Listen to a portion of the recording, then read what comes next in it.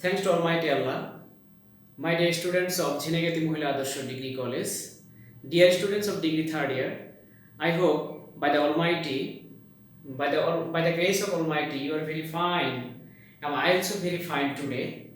In front of you, again, I welcome to my online English class after a short vacation of Durga Puja. Dear students, let us learn about our today's topic. Anyway, in my previous class I discussed from grammar part, but today I would like to discuss from writing part, because you know that after hopefully after our vacation and after overcoming the pandemic situation, that means the period of corona, after corona, as soon as our institution will be opened, I mean that I hope your examination also will be continue. That's why we have to think in mind about the preparation of our examination.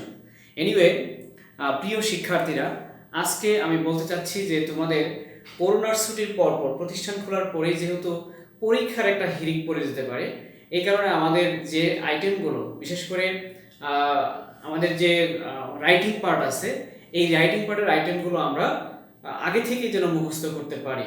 তার জন্যই আমি আজকে তোমাদের জন্য পছন্দ করছি ক্লাসে যে প্যারাগ্রাফ সম্পর্কে বা রাইটিং পার্ট আছে, পোস্টার, নোটিশ, প্যারাগ্রাফ, এই বিষয়গুলোর উপর একটু সাজেশন দেওয়া যে কোন কোন প্যারাগ্রাফগুলো ইম্পর্টেন্ট হতে পারে এবং প্যারাগ্রাফ পরীক্ষায় কীভাবে লিখব। সো আজকে আমি বেছে নিয়েছি রাইটিং প্যারাগ্রাফ। দ্যাট মিন্স আমরা কোন প্যারাগ্রাফগুলো পরীক্ষার জন্য ইম্পর্টেন্ট এবং কী ধরনের প্যারাগ্রাফ আমরা বাছাই করব, আমরা প্রিপারেশন নিব, so that we can cut a good figure in our examination. Anyway, প্রিয় শিক্ষার্থীরা, আজকে তাহলে আমাদের বিষয় হচ্ছে রাইটিং পার্ট।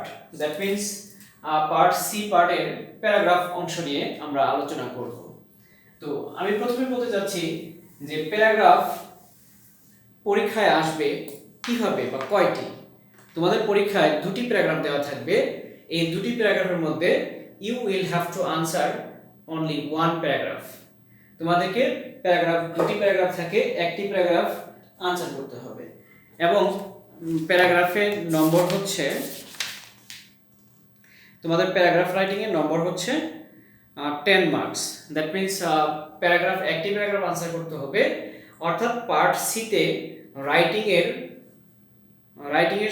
7টি অপশন থাকবে। প্যারাগ্রাফ থাকবে, রিপোর্ট থাকবে, লেটার রাইটিং থাকবে, application, essay writing, amplification writing এবং রাইটিং ডায়ালগ এবং পোস্টার রাইটিং, অ্যাডভার্টাইজমেন্ট রাইটিং। এই সমস্ত 7টি প্রশ্নের মধ্যে তোমাদেরকে any 5 question you have to answer.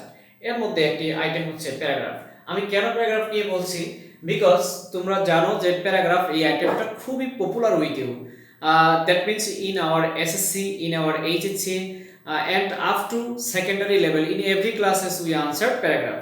এবং যেহেতু এটা আমাদের খুবই পরিচিত আইটেম এবং অনেক প্যারাগ্রাফ আমাদের আগে থেকেই মুখস্থ আছে, তার জন্যই আমি চয়েস করছি যে এখানেও তোমরা প্যারাগ্রাফটা বেছে নিতে পারো, যেহেতু আগে থেকে কিছু প্যারাগ্রাফ মুখস্থ আছে। তাহলে কয়টি প্যারাগ্রাফ আসবে বললাম? দুটি প্যারাগ্রাফ। এখন দুটি প্যারাগ্রাফের মধ্যে you have to answer just one paragraph. কোন ধরনের প্যারাগ্রাফগুলো আসতে পারে? অ্যাকচুয়ালি বিগত বছরের প্রশ্নগুলো যদি আমরা অবজার্ভ করি, প্রশ্নগুলো যদি আমরা ফলো করি, আমরা দেখতে পেরেছি যে ইদানিং যে প্যারাগ্রাফগুলো আসছে সেগুলো আসলে মুখস্থ বিদ্যার বাইরের প্যারাগ্রাফ। আমরা যেমন একটা ট্রেডিশনাল সময় পার করে এসেছি, যে load shedding, tree plantation, dowry system, bribe, এই ধরনের কিছু কমন প্যারাগ্রাফ আমরা মুখস্থ করব, শিট দেখে, বই দেখে, গাইড দেখে মুখস্থ করব, আর আমরা উদ্গীরণ করে আমরা পরীক্ষার হলে 2-3 পাতা লিখে আসলাম, নম্বর পেলাম। কিন্তু প্রিয় শিক্ষার্থী, বিগত কয়েক বছরের প্রশ্নের ধারাবাহিকতা যাচাই করে আমি তোমাদের তথ্য দিতে চাচ্ছি যে প্রশ্নকর্তারা এমনভাবে প্রশ্ন করছেন এখন যেন আমরা স্টুডেন্টরা মুখস্থ বিদ্যা থেকে বেরিয়ে আসি, অর্থাৎ আমাদের যে সেই মুখস্থ করার টেন্ডেন্সি, সেটা থেকে যেন আমরা বেরিয়ে আসি। অর্থাৎ ওনারা চাচ্ছেন একটা সৃজনশীল, that means creativity from yourself, that means so that you can write they want to judge you that if you can write something yourself, এটাই যাচাই করার জন্য, অর্থাৎ তুমি নিজে থেকে এমন কোনো সেন্টেন্স ইংলিশে লিখতে পারো কিনা। অ্যাকচুয়ালি আমাদের এক্সামিনেশনের মাধ্যমে এখন এদিকে আগানো হচ্ছে। এই কারণে আমি বলতে চাচ্ছি যে তোমাদের নিজে নিজে লিখার অভ্যাস করা উচিত। প্যারাগ্রাফগুলো বিগত কয়েক বছর যা এসেছে, আমি যদি দুই একটা নাম বলি, তোমরা হয়তো মনে মনে ভাববে ভেরি কিডি ইংলিশ বা very childish English, that means very simple এবং নর্মাল বিষয় নিয়ে প্যারাগ্রাফ কেন আসে। অর্থাৎ university wants make you realization and they want so that you can write your sentence, your paragraph from yourself, that means from your memory. You can't memorize from book, that means তুমি এগুলো বই থেকে মুখস্থ করতে পারবে না। বইয়ে আছে এমন প্যারাগ্রাফের বাইরে তারা দিচ্ছে কিভাবে। যেমন গত বছরের আগের বছর একটা প্যারাগ্রাফ দেখেছি এরকম, your home, just your home, that means তোমার বাড়ির সম্পর্কে তুমি লিখো।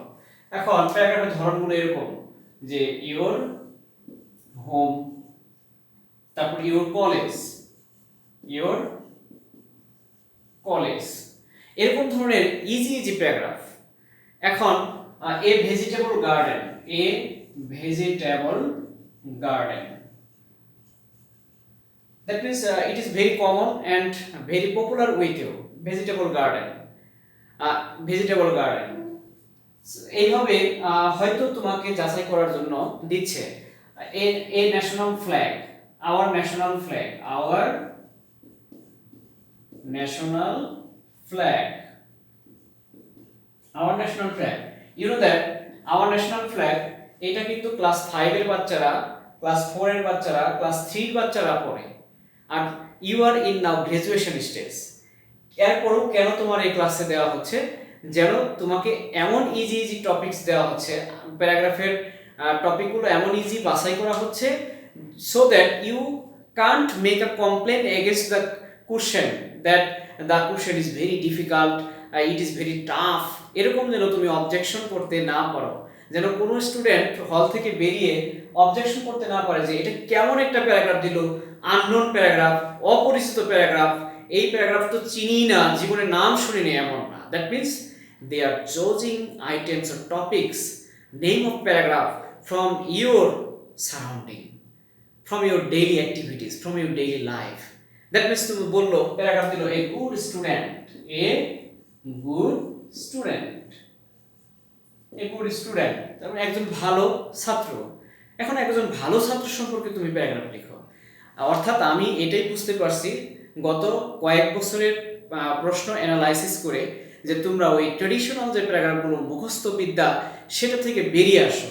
ওটা থেকে বেরিয়ে এসে তোমাদের কি করতে হবে, আমি কিছু টপিক্সের আজকে নাম বলে দিচ্ছি, ইম্পর্টেন্ট টপিক্স, এগুলো নিয়ে তোমরা নিজেরা লেখার চেষ্টা করো।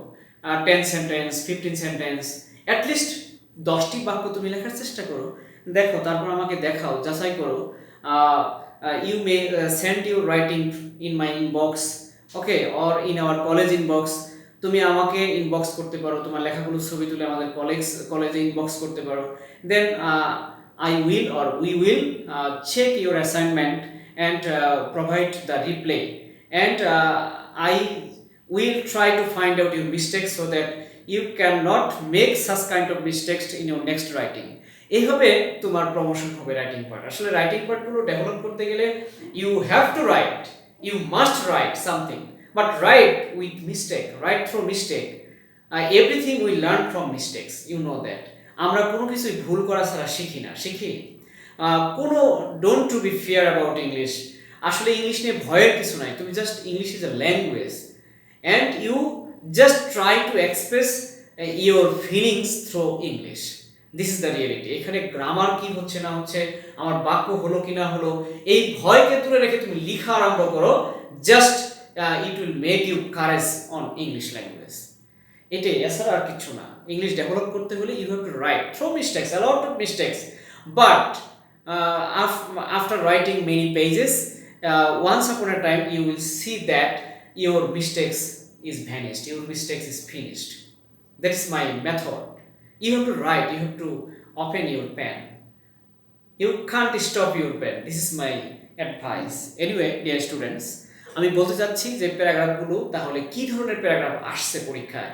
যে ডিগ্রি লেভেলের প্যারাগ্রাফ, তুমি হয়তো ভাববে যে এসএসসি তো একটু সহজ প্যারাগ্রাফ পড়েছে, অনার্সে কি ইন্টারমিডিয়েটে আর একটু ডিফিকাল্ট ছিল, আর ডিগ্রিতে না জানি আরও কত কঠিন প্যারাগ্রাফ। নো, আমি ইদানিংয়ের প্রশ্নের ধারাবাহিক অনুযায়ী বলছি যে ইজি যে টপিকস ইউ ক্যান সাপোজ তুমি চয়েস করতে পারো তোমার দৈনন্দিন লাইফের সঙ্গে জড়িত এমন টপিকস তুমি বেছে দাও, এমন টপিক্সের উপর তুমি স্টার্ট রাইটিং, তুমি লিখা আরম্ভ করো, একটা প্যারাগ্রাফ লিখো, 10 বাক্য লিখো, 12 বাক্য লিখো, 15 বাক্য লিখো, এই সেন্টেন্সগুলো লিখে লিখে তুমি এটাই একটা paragraph. Suppose you can think that, দেখো কি কি টপিকস আসছে। Our national flag, it is very easy topics. আমাদের ন্যাশনাল ফ্ল্যাগ সম্পর্কে লেখা, এই ফ্ল্যাগটার ইতিহাস কি, ফ্ল্যাগের কালার কি, এই ফ্ল্যাগের সাইজ কি, যেহেতু ন্যাশনাল ফ্ল্যাগের একটা ন্যাশনাল সাইজ আছে, আমাদের একটা মাপ আছে, সেই রেশিওটা কি। তারপর হচ্ছে vegetable garden, it is also life related because we make many vegetables garden around our home, surrounding our home, and vegetable is very important in our life for our health nutrition. That's why vegetable garden এটা হচ্ছে আমাদের life related, practical life related. In this way your college, as you are a student of college, that's why you can write something, some sentence regarding your college. And college নিয়ে লিখতে গেলে কি লিখবে? College নিয়ে লিখতে গিয়ে তুমি লিখতেছো যে আমাদের কলেজটা একটা স্টুডেন্ট বিল্ডিং, আমাদের কলেজটা একটা গুড কলেজ, এই কলেজের রেজাল্ট ভালো, এবং এই কলেজের টিচার কতজন, স্টুডেন্ট কতজন, টিচাররা how behave with the students, এই ধরনের কথাগুলো আসবে চলে। এটাই হচ্ছে কলেজ নিয়ে প্যারাগ্রাফ। তারপর হচ্ছে ইউর হোম, তোমার হোম নিয়ে লেখা, তোমার হোমটা অবস্থান কোথায়, কত কেমন বাড়ি, সেটা পাকা বাড়ি না কাঁচা বাড়ি, সেটা মেড বাই কি দ্বারা সেটা। তারপর হচ্ছে যে এই বাড়িতে কে কে আছে, কে কে বসবাস করি, আর বাড়ির চারপাশে আমার পরিষ্কার না অপরিষ্কার, how the important, how your home is very important in your life, এই কথাগুলি লেখা। এখন দেখো এই গুড স্টুডেন্ট, এখন এবার যদি এসে পড়ে hostel life, because as a student you have to pass life in hostel, that's why you must have idea of hostel life. তো এটা তো ভেরি নর্মাল। হয়তো আরেকবার দিয়ে দিল যে ভিলেজ লাইফ, দিল city life, life in city, শহরের life, importance of by advantages of Android phone. Suppose you can think that now the present situation about 1 year, for long 1 year, about 1 year, that means over 8 months or 9 months we are passing COVID-19 period, and now it is very possible we are getting distance learning through Android phone, through online. That's why Android phone is very essential, important. This is the advantage of Android phone or technology. In this way, importance of technology, it's also paragraph, maybe a paragraph. And now the present time we are, our government has declared Mujib year, the Mujib year. এখন দেখো এই যে Sheikh Mujibur Rahman, he is a very pioneer leader and very famous great leader in the world, এবং তাকে এই commemorate করার জন্য, তার এই জন্ম শতবার্ষিকী সেন্টেনিয়াল আমরা সেলিব্রেট করার জন্য আমাদের সরকার কি ঘোষণা করেছে? মুজিব বর্ষ ঘোষণা করেছে। সো মুজিব বর্ষ, the Mujib year, it's also very important paragraph. In this way আমি বলতে চাচ্ছি প্যারাগ্রাফগুলো বাছাই করতে হবে আমাদের দৈনন্দিন চারপাশের যে ইজি ইজি বিষয় সেগুলো সংক্রান্ত। এনিওয়ে, তাহলে প্যারাগ্রাফ কিভাবে আনসার লিখবো, আমরা প্যারাগ্রাফ আনসার লিখবো কিভাবে সেটা জানা অত্যন্ত জরুরি। প্রিয় শিক্ষার্থীরা, আসো প্যারাগ্রাফগুলো আমরা কিভাবে আনসার লিখবো। অনেকেই আমরা প্যারাগ্রাফ আনসার লিখতে গিয়ে প্যারাগ্রাফের নাম লিখতে ভুলে যাই, উপরে যে হেডিংয়ে প্যারাগ্রাফের নামটা লিখতে হবে মানে এটাও আমরা ভুলে যাই। তো খাতা, অনেকের খাতা দেখার সময় দেখি যে প্যারাগ্রাফ লিখেছে শুধু এরকম যে আনসার টু কোশ্চেন নং, আনসার টু দ্য কোশ্চেন নং, হয়তো এটা ধরো আনসার টু কোশ্চেন নং 10, যদি কোশ্চেন নং 10 হয় তুমি এগুলো লিখবে। লেখার পর অবশ্যই প্যারাগ্রাফের নাম লিখতে হবে। প্যারাগ্রাফের নাম লিখলে the Mujib year, the, suppose Mujib year আসছে তাহলে তুমি লিখলা দ্য মুজিব ইয়ার। এখন প্যারাগ্রাফের নাম কিন্তু আবার চেঞ্জ করে লেখা যাবে না, প্রশ্নে যেভাবে আসবে। যদি আসে যে দ্য ইয়ার অফ মুজিব, তাহলে লিখতে হবে দ্য ইয়ার অফ মুজিব। আর যদি আসে the Mujib year, then you can write the Mujib year. That means according to the given name in the question, অর্থাৎ তোমার কোশ্চেনে যেভাবে নাম থাকবে সেভাবে তোমাকে প্যারাগ্রাফের টাইটেল লিখতে হবে। অর্থাৎ don't forget to write the name at the top of your answer. তুমি তোমার আনসারের শুরুতে প্যারাগ্রাফের নাম লিখতে ভুলে যাওয়া যাবে না। অর্থাৎ প্যারাগ্রাফের নাম লিখতে ভুলে যাওয়া যাবে না। It is very important. Then you just start the writing your answer. আমি বলতে চাচ্ছি তোমরা পরীক্ষার হলে এমন প্যারাগ্রাফ পেতে পারো যে প্যারাগ্রাফে যে প্যারাগ্রাফগুলো বইতে মুখস্থ করে গেছো সেগুলো না, মানে গতানুগতিক প্যারাগ্রাফের থেকে একটু আলাদা, মানে নামগুলো ভেরি ইজি। দেখবে যে আসছে এ সিলিং ফ্যান, হয়তো আসছে সিলিং ফ্যান। এই সিলিং ফ্যান তুমি অবাক হওয়ার কিছু নাই, কারণ সিলিং ফ্যান তো এটা আমাদের ইম্পর্টেন্ট বিষয়। আমরা একদিন সিলিং ফ্যান ছাড়া বাঁচি না। In village and in town also now the situation, এটার উপর আমরা ডিপেন্ডেন্ট হয়ে গেছি। ঠিক তেমনি পরীক্ষার হলে গিয়ে দেখতে পারো প্যারাগ্রাফ আসছে a pen, importance of a pen or advantages of pen. Pen, without a pen a student can't appear in examination. That means a businessman, he is dependent on pen also. That means without pen we can't expect our easy life, our daily life. That is why pen is very important. Paragraph পরীক্ষার হলে গিয়ে দেখলাম paragraph আসছে a book. You know that book is also very important, because as a student you have to read many books, and not only students but also every man read books.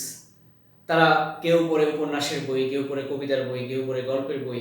That means book is very important. এইভাবে আমি already কিন্তু বলে ফেলছি যে কী ধরনের paragraph তোমাদের choice করতে হবে। একটা লিস্ট করো তোমরা, আমি আজকে তোমাদের লিস্টটা দিচ্ছি। এই লিস্ট অনুযায়ী টেক প্রিপারেশন। যদি তোমরা নিজেরা না লিখতে পারো, টেক মাই হেল্প, হ্যাঁ, you may take my help from me. এবং তোমরা আমি আশা করব তোমরা নিজেরা লিখা আরম্ভ করবে, লিখে আমাকে দেখাতে পারো। এনিওয়ে, তো আমি সেই লিস্ট দিচ্ছি এবং আনসার লেখার ধরনও কিন্তু বলছি। আনসারটা হচ্ছে আমরা প্রথমে কোশ্চেন নং লিখবো, লিখে প্যারাগ্রাফের নামটা অবশ্যই লিখতে ভুলবো না। প্যারাগ্রাফের নাম লিখে দেন রাইট ইউর আনসার। এখন আসো কয় প্যারা বা প্যারা করতে হবে এমন কোনো কথা আছে কিনা? নো, প্যারাগ্রাফে যে 2 প্যারাগ্রাফস অর 3 প্যারাগ্রাফস, 2 প্যারা বা 3 প্যারা, এরকম 2 বা 3 প্যারা করতেই হবে এরকম কিছু না। একটা প্যারাগ্রাফ একটা প্যারাই হতে পারে। আবার অনেক সময় দেখা যাবে যে কিছু প্যারাগ্রাফ আছে ডেসক্রিপটিভ, বা কিছু প্যারাগ্রাফ আছে যে 2 part, depends on 2 parts. That means finishing part, starting part, এরকম যদি হয় 2টা প্যারা করলা, নো প্রবলেম। কিন্তু প্যারা করতেই হবে এমন না, একটা প্যারাগ্রাফ একটা প্যারাতেই তুমি শেষ করতে পারো। এখন আসো আমার আনসারের পরিধিটা কতটুকু হবে, আমার আনসারটা কত ওয়ার্ড বিশিষ্ট আমি লিখবো। একটা প্যারাগ্রাফ অ্যাকচুয়ালি 100 ওয়ার্ড আর 150 ওয়ার্ড, 100 or 115 ওয়ার্ডের মধ্যে হলেই হবে, ঠিক আছে? নট মোর দেন 150 ওয়ার্ডস, অর্থাৎ 150 শব্দের বেশি হওয়া উচিত নয়। আবার পরীক্ষার হলে সময় নষ্ট করে ওয়ার্ডগুলো হিসাব করতে যেও না, 1 2 3 4 এভাবে 150টা হলো কিনা বারবার 3 বার 4 বার করে তুমি হিসাব করতে গিয়ে সময় নষ্ট করার কোনোই প্রয়োজন নেই। অর্থাৎ জাস্ট টেক ইট ইজি। তোমার হাতের লেখার সম্পর্কে একটা আইডিয়া থাকা চাই যে আমার এতটুকু লিখলে, এক পেজ লিখলে কতটা ওয়ার্ড যায়, এটা কিন্তু পূর্ব অভিজ্ঞতা তোমার থাকতে হবে, আগে থেকে তোমার আইডিয়া থাকতে হবে। যেমন আমি যদি পরীক্ষার খাতায় এক পেজ লিখি, আমার ওয়ার্ড যায় 60 word, around 60 word. That means এই একটা স্ট্যান্ডার্ড যে খাতা মেনটেন করবে বা স্ট্যান্ডার্ড রাইটিংয়ে একটা পেজে 11 লাইন সর্বনিম্ন। দ্যাট মিনস 11 থেকে 14 এই লাইনগুলো লিখবো আমরা। আর প্রতি লাইনে যদি আমার ধরো প্রতি লাইনে যদি 60টি করে ওয়ার্ডও যায়, তাহলে 7 10 70, দ্যাট মিনস 70 80, আমার কমপক্ষে 60টা হয়, তার মানে আরও বেশি হয়। অর্থাৎ 60 to 80 একটা পেজ লিখলেই কিন্তু 60 70 80 ওয়ার্ড হয়ে যায়। May vary person to person. That means এক ব্যক্তি থেকে আরেক ব্যক্তির লেখা যেহেতু ভিন্ন, সেক্ষেত্রে ভিন্ন হতে পারে, তো এর মধ্যেই কিন্তু হয়ে যায়। তার মানে তুমি যদি একটা প্যারাগ্রাফ লিখো, এক পৃষ্ঠা আরেক পৃষ্ঠার হাফ লিখলে কিন্তু that is very standard answer. Anyway, তুমি আমার একটা প্যারাগ্রাফ আসছে নিজে থেকে 10টি বাক্য লিখতে হচ্ছে বানিয়ে, এছাড়া নাথিং টু ডু। তার মানে ওই 10টি বাক্যে তোমাকে মেজারমেন্ট করা হবে, অর্থাৎ ভয় পাওয়ার কিছু নেই। অন্ততপক্ষে তুমি যদি 5টি সেন্টেন্সও লিখতে পারো তবু 5 মার্কস পাবে। এনিওয়ে এইভাবে তোমাকে প্যারাগ্রাফ প্রস্তুতি নিতে হবে। তো এখন আসো আমরা আজকের ক্লাসে এই ইম্পর্টেন্ট কিছু প্যারাগ্রাফের লিস্ট দিয়ে বিদায় নিব এবং আশা করি তোমরা এইভাবে প্রস্তুতি নিবে। তো আমি এখন ইম্পর্টেন্ট প্যারাগ্রাফের লিস্ট দিচ্ছি, তোমরা আশা করি সবাই খাতা কলম নিয়ে প্রস্তুত।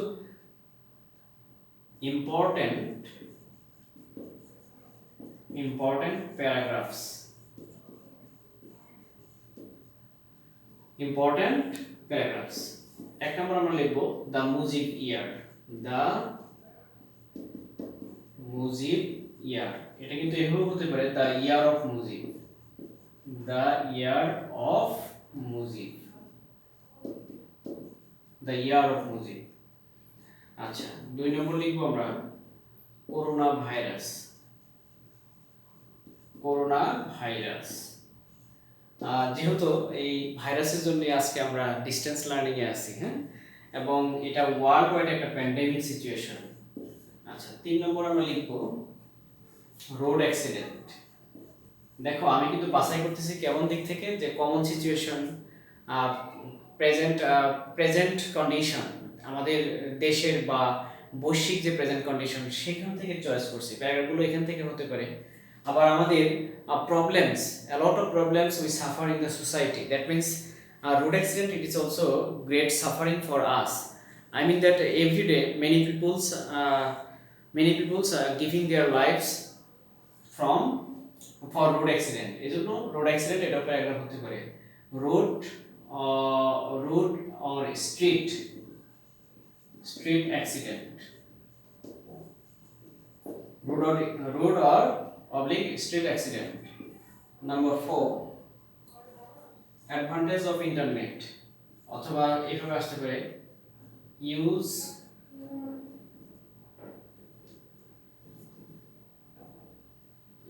and abuse of internet. Actually ইন্টারনেটের দুটো সাইড আছে। আমরা যদি পজিটিভলি ইউজ করি তাহলে সেটা হবে ইউজ, আর অ্যাবিউজ হচ্ছে যেটা আমরা অপব্যবহার করি। ইন্টারনেটের যদি আমরা অপব্যবহার করি, ইউজটাকে যদি আমরা ভিন্ন বা আমরা নেগেটিভ অর্থে ইউজ করি, সেটাকে বলা হচ্ছে abuse of internet. Number 5, your homeland, that means your country, your homeland।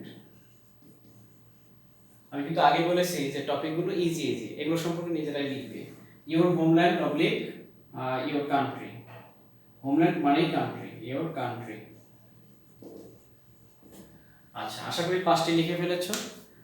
একটা হচ্ছে Mujib year, the year of Mujib, corona virus, road accident বা street accident, use and abuse of internet, your homeland, your country. এখন আমি 6 নম্বর লিখব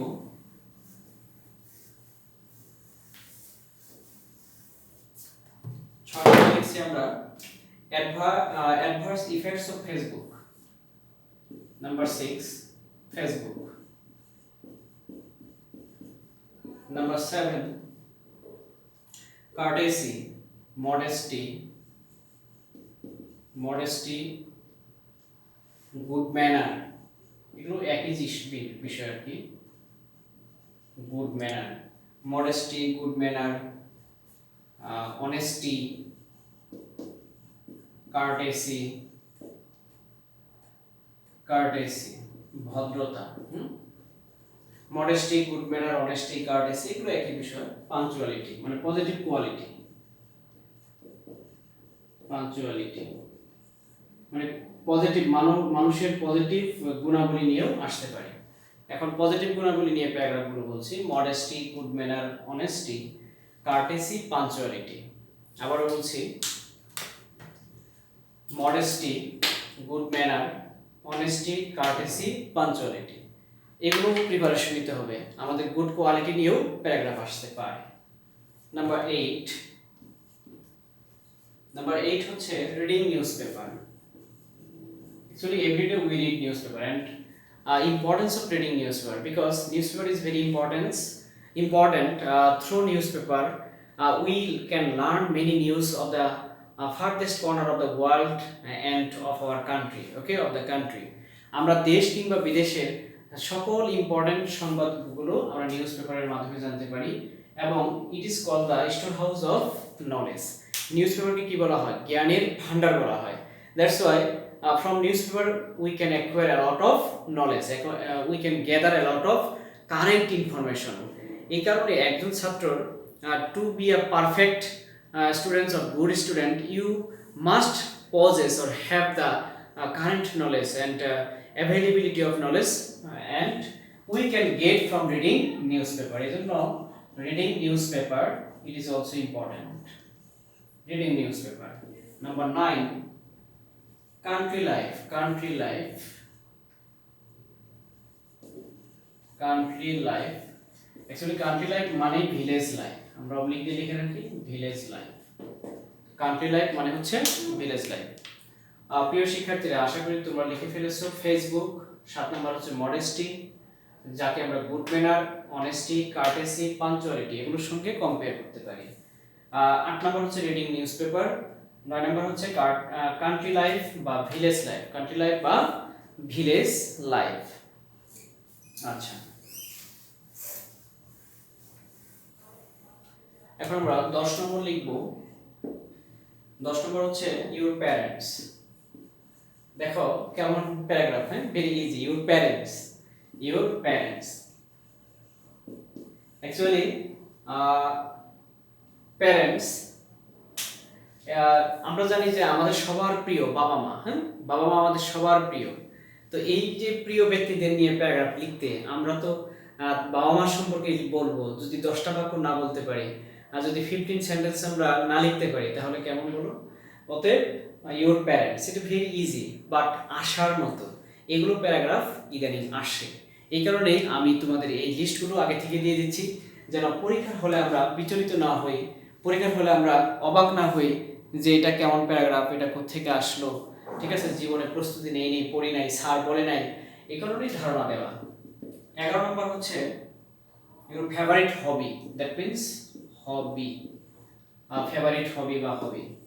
আচ্ছা, এখন list লম্বা দেখে আমার ভয় পেও না, আমি তো বলছি এগুলো হচ্ছে সিম্পল, এগুলো মুখস্থ করতে হবে তা না, জাস্ট আইডিয়া নিয়ে রাখা। এখন তোমার কালেক্টেড লিস্ট, যদি তোমার লিস্টটা যদি বড় হয়, এর মধ্যে যদি পরীক্ষার হলে কমন পড়ে যায়, তাহলে তোমার অবশ্যই ভালো লাগবে যে হ্যাঁ এই লিস্টে তো আমার ছিল, এটা আমার আইডিয়া আছে। এখন আমি 10টা শর্ট লিস্ট দিলাম, পরীক্ষার হলে গিয়ে কমন পড়লো না, কিন্তু ভেরি ইজি, তখন এটা আননোন মনে হবে তোমার কাছে। এই কারণে আমি যাচ্ছি যে লিস্টটা বড় হোক, তোমার মুখস্থ করা দরকার নাই, এগুলো আইডিয়া নিয়ে রাখো। 10টা 12টা 15টা করে বাক্য লেখার চেষ্টা করো। আচ্ছা, তারপর হচ্ছে মোবাইল ফোন। 12 নম্বর হচ্ছে মোবাইল ফোন। নাম্বার 13 হচ্ছে Bangladeshi culture. Bangladeshi culture. Number 14 হচ্ছে এ বুক ফেয়ার। এ বুক ফেয়ার বা 21শে বুক ফেয়ার। 21শে বুক ফেয়ার, এ বুক ফেয়ার বা 21শে বুক ফেয়ার। নাম্বার 15 হচ্ছে college library. College library, college library. প্রিয় শিক্ষার্থীরা, 10 নম্বর হচ্ছে ইউর প্যারেন্টস, 11 নম্বর হচ্ছে হবি, 12 নম্বর হচ্ছে মোবাইল ফোন, 13 হচ্ছে বাংলাদেশি কালচার, 14 হচ্ছে বুক ফেয়ার বা 21শে বুক ফেয়ার, 15 হচ্ছে কলেজ লাইব্রেরি। আজকে তোমাদের আমরা এই 15 পর্যন্ত দিলাম, আমি আরও 5-7টি দিব লিস্ট। পরবর্তীতে অন্য আরেকটি ক্লাসে আরও 5-7টি দিব।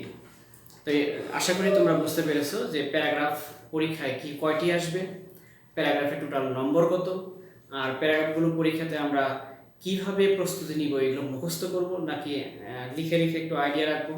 আসলে মুখস্থ করার জন্য এনকারেজ করছি না, আমি এনকারেজ করছি যে তোমরা নিজেরাই একটু লেখার অভ্যাস করো, ভুলভ্রান্তি হলে আমি ঠিক করে দিব এবং আমার সঙ্গে কমিউনিকেট করবে, যেন তোমাদের রাইটিং পার্টটা আরও বেশি ইমপ্রুভ করতে পারি। তো আজকে আমাদের আলোচনা এ পর্যন্তই। আল্লাহ হাফেজ। Keep safe by the grace of almighty. Thank you, see you again. আল্লাহ হাফেজ।